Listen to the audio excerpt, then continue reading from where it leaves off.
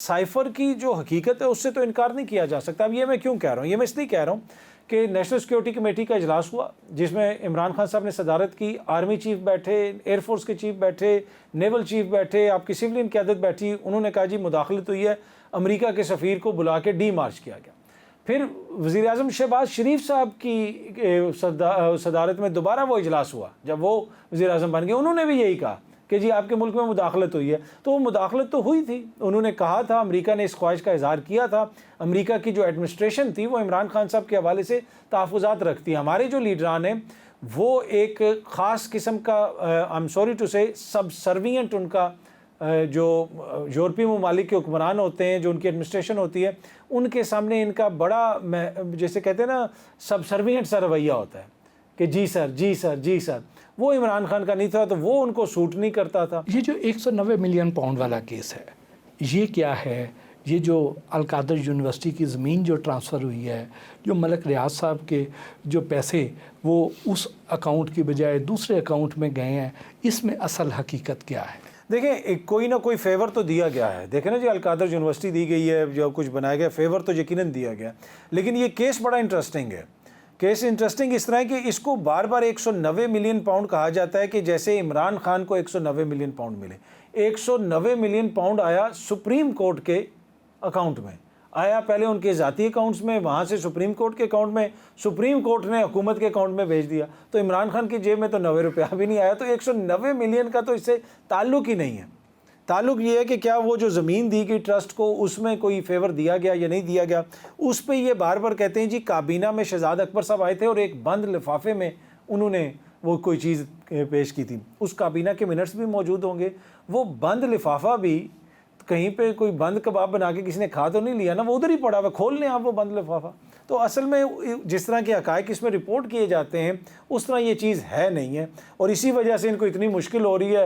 اور کوئی کرپشن کا کیس ملا نہیں تو اس وجہ سے پھر کبھی توشہ خانہ, کبھی یہ جو عدت میں نکاح والا کیس ہے, آپ کا کیا خیال ہے کہ کیا یہ فیصلہ جو ہے یہ ٹھیک ہے؟ ہماری شریعت اس کے بارے میں کیا کہتی ہے؟ میرے خیال میں بڑا بدقسمت ہے یہ. مطلب اسی سے آپ اندازہ لگا لیں نا کہ پوری قوم کیوں جو ہے اس میں ایک طرح سے اضطراب ہے کہ آپ اس لیول پہ یہ لے کے آ گئے. سوسائٹی کا ایک بڑا سیگمنٹ یہ سمجھتا ہے کہ یہ چیز نہیں ہونی چاہیے تھی. مطلب ہم نے سیاسی مخالفت بھی دیکھی, ہم نے سیاسی انتقام بھی دیکھا. اگر اتنے زیادہ کرپشن کے کیسز تھے عمران خان پہ تو آپ کو اس کے نکاح پہ جانے کی ضرورت نہیں تھی. آپ اگر اس کے نکاح پہ پہنچ گئے اور اون چودھری جا کے جناب وہ کر رہے ہیں, اور خاور مانیکا صاحب پہلے 6 سال ان کو یاد نہیں آیا, پھر انتہائی غلاظت بھرے انہوں نے انٹرویوز دیے, اس میں میڈیا کا بھی کردار ہے. پھر آپ نے خاور مانیکا کی جس قسم کی پریس کانفرنس دکھائی, یہ بڑا انفارچونیٹ ہوا ہے, یہ بڑا بدقسمت یہ جو سارا ہوا ہے. یہ اس میں جو بھی ملوث ہے. آپ چونکہ حالات حاضرہ پر بڑی گہری نظر رکھتے ہیں, آپ کا دیکھنے کا انداز بڑا ڈیفرنٹ ہے, بڑا کریٹیکلی آپ آبزرو کرتے ہیں. عمران خان صاحب کے جو 3.5 پونے 4 سالہ دورے حکومت تھی اس میں انہوں نے کیا اچھے کام کیے اور کون سی غلطیاں ہوئی؟ دیکھیں ان میں کافی ساری غلطیاں تھیں. ایک تو عمران خان جو حکومت والا عمران خان ہے, مجھے یہ لگتا ہے کہ وہ ویک لوگوں کو انہوں نے لگایا. عثمان بزدار صاحب کو انہوں نے وہاں پہ لگایا. اس کی وہ توجہ یہ دیتے ہیں کہ جناب اگر میں کوئی مضبوط آدمی لگا لیتا تو وہ اپنے کام کرتے رہتے. علیم خان جو ہے اگر اس کو لگا لیتا تو اس کے لینڈ کے مسائل تھے, دیگر مسائل تھے, تو وہ کچھ ایشو ان کے رہے. دوسرا عمران خان صاحب کا ایشو یہ رہا کہ انہوں نے پولیٹیکل انگیجمنٹ اس طرح نہیں کی. ہر چیز وہ اسٹیبلشمنٹ کے وہ ان کا یہ تھا کہ وہ عمران خان صاحب سے جب ہماری ملاقات ہوئی, جب ان کی حکومت ختم ہوئی, تو انہوں نے باقاعدہ قسم کھا کے کہا کہ میں اپنے ایمان سے کہتا ہوں کہ میں سوچ بھی نہیں سکتا تھا کہ یہ اسٹیبلشمنٹ ان چوروں کو واپس لے گی. یہ عمران خان صاحب کے الفاظ ہیں, خدا نخواستہ میں کسی کو چور نہیں کہہ رہا, انہوں نے یہ کہا, نظر نہیں ہے. تو ایک تو وہ ہے ان کا جو فلا مجھے نظر آیا. دوسرا یہ ہے کہ وہ انہوں نے لوگوں پہ بڑا اعتبار کیا, جو ان کی ٹیم تھی آگے پیچھے اس پہ. لیکن in spite of all that میرے خیال میں ان کے جو 3.5 سال تھے وہ دوسروں کی نسبت, تجربہ کاروں کی نسبت بہت بہتر تھے. کرونا آیا, تمام سیاسی قیادت نے آنکھوں میں آنسو لا کے کہا کہ فیکٹریاں بند کر دو, بندے مر جائیں گے, یہ ہو جائے گا. اس نے کہا نہیں کروں گا, میرے عوام بھوکے مر جائیں گے.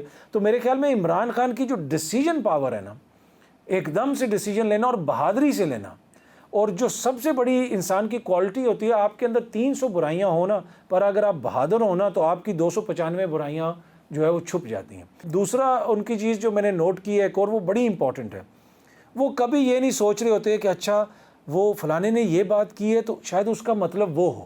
عمران خان کو آپ سفید کہیں گے تو وہ کہے گا اچھا ٹھیک ہے سفید ہے۔ تو جو کلیئرٹی آف مائنڈ ہے نا، یہ بڑی امپورٹنٹ چیز ہے۔ جب معاملات اچھے جا رہے تھے تو ایک دم خرابی شروع کہاں سے ہوئی، وہ ٹرننگ پوائنٹ کیا تھا؟ دیکھیں میری جو ہے نا ریٹائرمنٹ کے بعد جنرل باجوہ صاحب سے ملاقات ہوئی اور کافی چیزیں ان سے جو ہے نا چیزیں ڈسکس ہوئیں، اور وہ ان کے بھی اپنے گلے شکوے ہیں کہ اس حکومت کے بڑے مسائل تھے اور ہم ہر موقع پہ ان کی مدد کرتے تھے مختلف جگہوں کے اوپر۔ مطلب ایک انہوں نے جنرل باجوہ نے مجھے بتایا بڑا انٹرسٹنگ کہ پیسے ختم ہو گئے پاکستان کے۔ یہ تو روز کا مسئلہ ہے کہ خان صاحب نے کہا کہ اب ریزرو کوئی رکھوانے ہیں، پیسے کدھر سے آئیں گے؟ انہوں نے کہا جی یو اے ای کے حکمرانوں سے رابطہ کریں۔ تو جنرل باجوہ نے پرسنل اس میں انٹرسٹ لیا، ادھر میٹنگ شیٹنگ رکھوائی، یہ وہ ادھر پہنچے you a E general Bajwa, ادھر سے انہوں نے عمران خان صاحب کو کال کیا۔ اب یہ جنرل باجوہ کی پرسنل ایفرٹ تھی۔ ہر دور میں فوجی، آپ کو پتہ ہے ہماری قیادت جو ہے وہ چاہے چائنا جانا ہو چاہے سعودی عرب جانا ہو، وہ بیچارے ساتھ ساتھ جاتے ہیں، مدد کرتے رہتے ہیں۔ تو ادھر بھی وہ گئے ہوئے تھے۔ تو اب عمران خان صاحب کو وہاں سے باجوہ صاحب نے فون کیا کہ سر سب کچھ ارینج ہو گیا، آپ آ جائیں۔ عمران خان صاحب وہاں پہنچ گئے، وہاں پہ بیٹھے، ان سے بات ہوئی، کراؤن پرنس آئے، یہ وہ بات کی، تو وہ جناب خان صاحب بات چیت کر کے اٹھ کے چلے گئے۔ خان صاحب نے پیسے نہیں مانگے۔ کہتے ہیں میں باجوہ صاحب کہتے ہیں ہم کہہ رہے تھے کہ ابھی مانگے ہیں۔ کہتے ہیں جب کراؤن پرنس کی گاڑی چلنے لگی تو جنرل باجوہ بھی شاید اس میں ساتھ بیٹھ گئے۔ تو انہوں نے کہا کہ وہ جو ہمارا پیسوں والا معاملہ ہے، وہ انہوں نے کہا جی پی ایم نے تو مانگے ہی نہیں ہیں۔ انہوں نے کہا یہ نہیں مانگے گا، پر ہم آپ کو بتا رہے ہیں ہمارا مسئلہ یہی ہے۔ تو وہ ہے کہ خان صاحب اسی طرح جب ان کو ایم کیو ایم سے وہ ملنے گئے تھے کہ جی ہمارے حق میں ووٹ ڈالو، ادھر مل کے آگے ان کو یہ نہیں کہا کہ میرے خلاف ووٹ نہ دینا، تو وہ انہوں نے مانگا نہیں۔ تو میرے خیال میں وہ وہاں تک تو تعلقات کافی بہتر تھے، پر جو آئی ایس آئی کے سربراہ کی تبدیلی کا معاملہ تھا، وہاں پہ پھر ان کو آئی بی کا یہ کہتے ہیں کہ ہمیں رپورٹس تھیں کہ اب ہمارے خلاف کچھ ہونا شروع ہو گیا ہے اور کچھ رابطے ہونا شروع ہو گئے ہیں اسٹیبلشمنٹ کے اور نون لیگ کے۔ پھر دیگر جو ان کی سیاسی جماعتیں ہیں ان کے ساتھ بھی رابطے ہو گئے تھے کہ عمران خان صاحب کے ساتھ چلنا جو ہے نا وہ تھوڑا سا مشکل ہو گیا تھا اسٹیبلشمنٹ کے لیے، کہ وہ جو ذہن میں ان کے خاکہ تھا کہ یہ ساری باتیں ہماری مانیں گے، میرے خیال میں وہ اس طرح ان کی باتیں نہیں مانی۔ کیا آپ سمجھتے ہیں کہ کسی بھی سیاسی جماعت کو، کسی لیڈر کو، کسی آرمی چیف کی اپوائنٹمنٹ کے وقت احتجاج کرنا چاہیے، دھرنا دینا چاہیے، رکاوٹ ڈالنی چاہیے؟